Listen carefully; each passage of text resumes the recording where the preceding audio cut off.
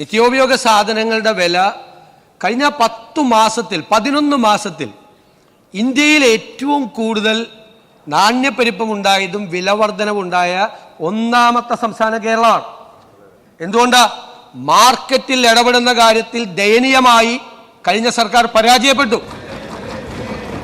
ഇപ്പൊ പറഞ്ഞല്ലോ, ഈ പൈസ എടുത്ത് കൊടുക്കാൻ പറഞ്ഞല്ലോ, നിങ്ങളുടെ കടം തീർക്കണ്ടേ? 2893 കോടി രൂപ നിങ്ങൾ സിവിൽ സപ്ലൈസ് കോർപ്പറേഷൻ കൊടുക്കാനുണ്ട്. ഞങ്ങൾ ഈ പൈസ എടുത്ത് ഇത് വേണ്ടാന്ന് വെച്ച് കഴിഞ്ഞാൽ വിലക്കയറ്റം നിയന്ത്രിക്കാൻ ഞങ്ങൾ എന്ത് ചെയ്യും? സിവിൽ സപ്ലൈസ് കോർപ്പറേഷനാണ് കേരളത്തിൽ വിലക്കയറ്റം നിയന്ത്രിക്കാൻ മാർക്കറ്റ് ഇന്റർവെൻഷൻ നടത്തേണ്ട ഏജൻസി.